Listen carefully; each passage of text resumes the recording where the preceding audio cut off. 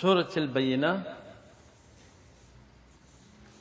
ځکه شروع د لم یکن الذین حتی تأتیهم البینه داسې راځي، نو دې سورت ته سورة البینه ویل کیږي. او دا سورت مبارک هم 8 آیات لري فقط.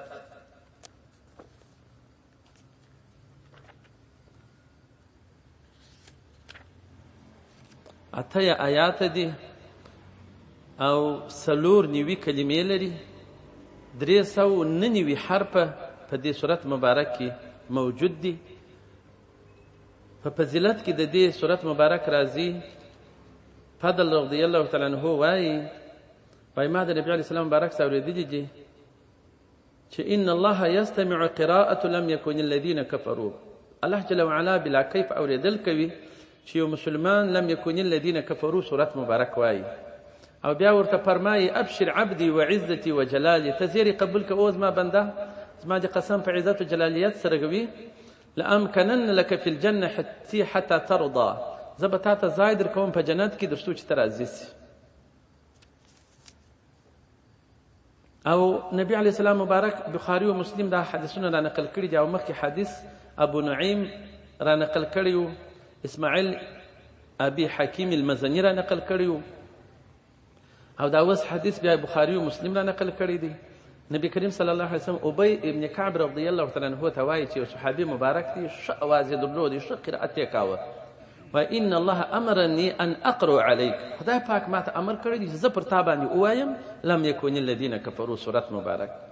نو ابی ابن کعب وایي وسمانی لك، وایي الله جل جلاله زه درته مسما کړم؟ قال نعم. نو فبکى ابی ابن کعب رضی الله تعالی عنہ په ژړا ویې ژړل. نو د ډېر ښه اواز او ښه قرأت یې وایه. نو ځکه نبي علیه السلام مبارک ته چې پر دې باندې تلاوت کړه، پر دې تلاوت وکړه او په وایه. نو پخوا قاریان چې وه د قرآن بس ژړلی به د خدای دپاره تلاوت کاوه، په خوند یې وایه. نو داسې محزن لله تلاوت، محزن لله قرآن ویل ډېر خوند کوي.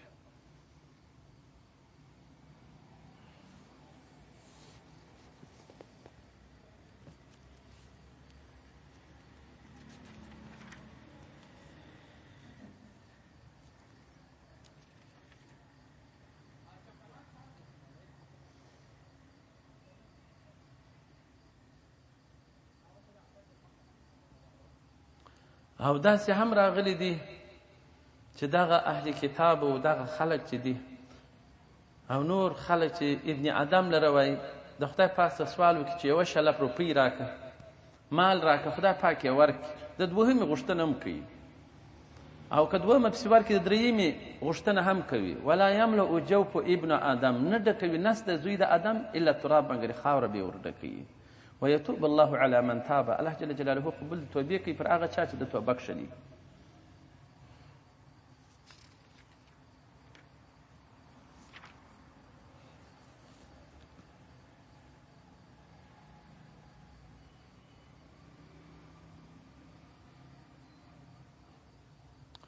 نو لم يكن الذين، بسم الله الرحمن الرحيم، لم يكن نوى الذين هغه کسان کفروا چې دي کافران دي من اهل الكتاب له اهل کتاب څخه والمشرکین، د مشرکینو څخه چې د بتانو عبادت کوي، منفکین معنا جلا کوونکي د هغه شي څخه چې دوی وه. معنا دوی ویله چې نبی علیه السلام مبارک راسي، دوی خو په آسماني کتابو خبر وه، نو به موږ کلک ایمان پر راوړو، پشتیباني به کوو، ملاتړ به کوو، دا خبرې کول پر دې خبره باندې ولاړ وه، مخالفت یې نه و کړی، زائل سوي نه وه. حتی تأتیهم البینه، در هغه وخته پورې دوی وه چې دوی ته راتګ وکړي هغه حجت واضحه. حجت چې واضحه څه شي وه؟ رسول من الله، هغه رسول د جانبه د الله جل جلاله، چې رسول الله الله جل جلاله ورته راواستوي، نو د یو پلا انکار د نبوت څخه وکړي، انکار د رسالت څخه د نبي علیه السلام مبارک وکړي.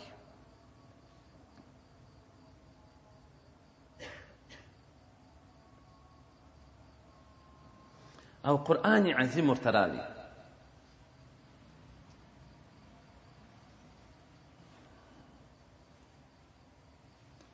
نو د جانبه د خدای پاک رسول ورته راغلی، دی باره خپل عناد و بغض و دا شان په مخه کړی، قرار یې د نبي علیه السلام مبارک څخه مخالفت شروع کړي.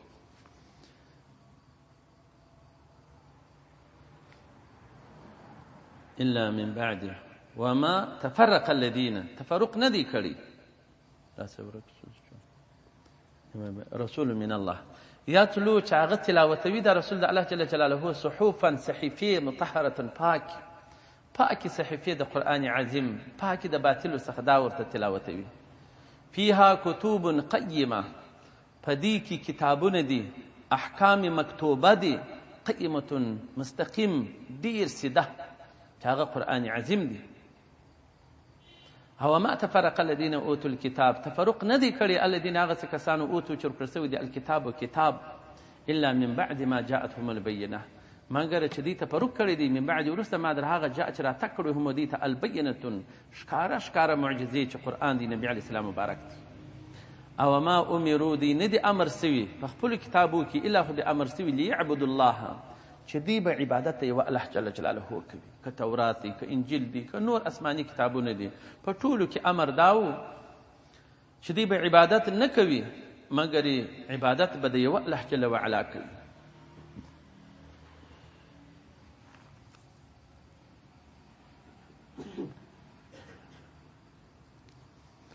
انو هغه مخکې دغسې هم علماو ویلي دي چې دا کفار چې وه نه و دا کافرانه او اهل کتابه دی زائلونکي د دې خپل کفر څه پر دې باندې ولاړ وه، معنا چا نه زائلول، چا نصیحت نه ورته کوي، حتی تأتیهم البینات، چې حجه چې واضحه ورته راله نو باره یې دوی منع کړه د دې کفر او د دې شرک څخه. رسول من الله، چې هغه رسول د جانبه د خدای پاک و، تلاوتولی پر دې باندې صحیفې پاکې تلاوتولې. نو دغه کتب احکام و چې لیکل سوي و قیمة ډیر سیده، او دی تفرق نه دی کړی هغه کسانو چې اهل کتاب دي الا من بعد ما جاءتهم البینه، وروسته در هغه چې دی ته بینات رالله نو دی تفرق وکړي، بعضې یوه طرف ته ولاړه، بعضې بل طرف ته ولاړه، بعضې مسلمانان شول، بعضې پر هغه خپل کفر باندې ودرېدل. او ما امرو دی نه دي امر سوي ټوله بندګان د خدای پاک، که یهود دي که نصارا دي که ټولو اسماني کتابو کې، الا خو د امر سوي لیعبدوا الله، چې دوی به عبادت د یوه الله جل جلاله کوي، په داسې حال کې مخلصین چې دوی به خالصونکي وي له د خدای پاک لره الدین د دین به د شرک و د دې شیانو څخه پاک وي، په دې سره امر سوي دي. حنفاء دوی به مایل وي له ستې ادیانو باطلو څخه و دین حق ته، چې هغه دین د نبي کریم صلی الله علیه و آله وسلم دی، په دې سره دی امر سوي دي. او یا دین ابراهیمی دی، په هغه سره دی امر سوي و په هغه وخت کې، نو د څه چې ادیانو څخه به دوی مایل وي و دغه دین حق ده. او بل په دې سره الله جل جلاله له طرفه امر سوي یقیم الصلاة، چې دوی به اقامه د خپلو لمنځو کوي، او یؤتو الزکات، او دوی به ورکړه د زکاتو کوي، وذلک دأن دین ملت القیمة المستقیم، سده ټوله بندګان د خدای پاک په دې امر دي. نو ورونو اوس دلته دا شی رالی دلته چې یو په دین کې به خاص هر څه چې کو د خدای پاک د رضا دپاره به کو، بل په د خپل دین کې به نور شیان نه راګډوو. هغه دا دی چې مثال موږ پلار نیکه علما اسلاف چې پر کومه عقیده روان و هغه ټینګه کړي،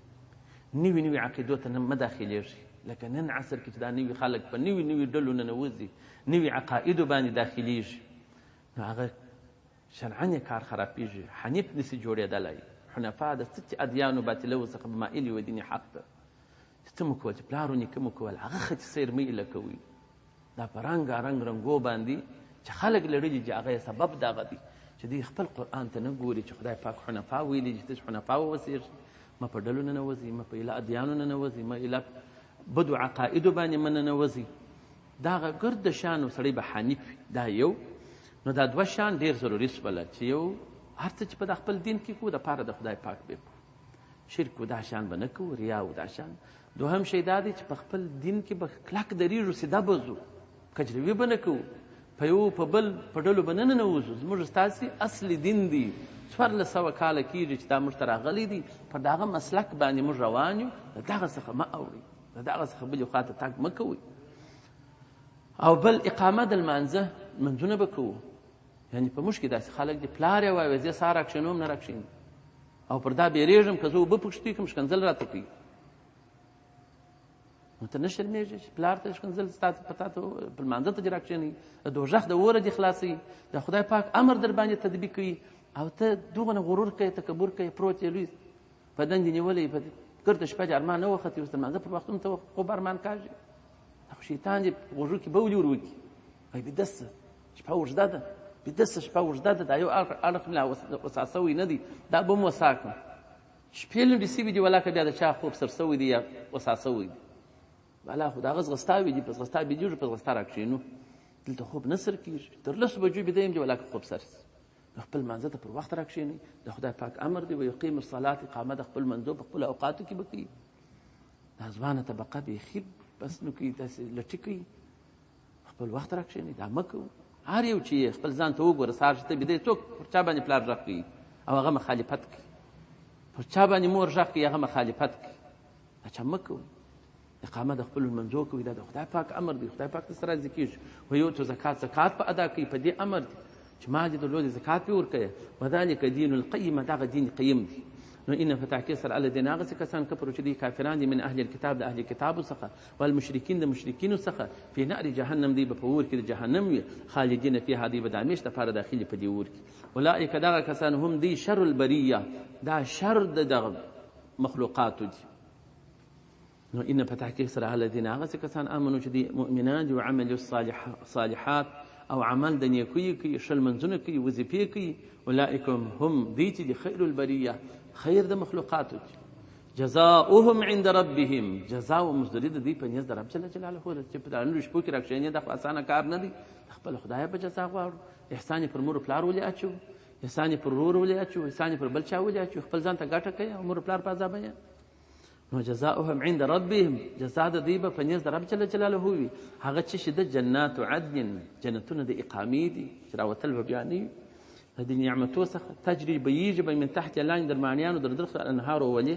خالدین فیها دی به د همیش دپاره داخل وي په دې جنت کې ابدا در ابده رضی الله عنهم خدای پاک به راضي وي عنهم د دې څخه رضي راضي سوی دی خدای پاک عنهم له دې څخه په اطاعت سره د دې په لنډو شپو کې دې راکښېني نو خدای پاک رضا ده رضا د خدای پاک په لاس درځي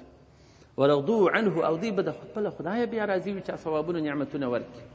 ذلک دغه چې دی لمن هغه چا لره دی خشي ربه چې دی بیریږي د عقاب و عذاب څخه د خپل رب جل جلاله نو دته خدای پاک هم ځینې راضي دی به هم راضي کړي نو الله جل وعلا دې په دغو کسانو کې حساب کړي چې الله جل وعلا زموږ څخه راضي سي او موږ د خپل خدای څخه په جنتو و نعمتو څخه راضي یو وما علینا الا البلاغ المبین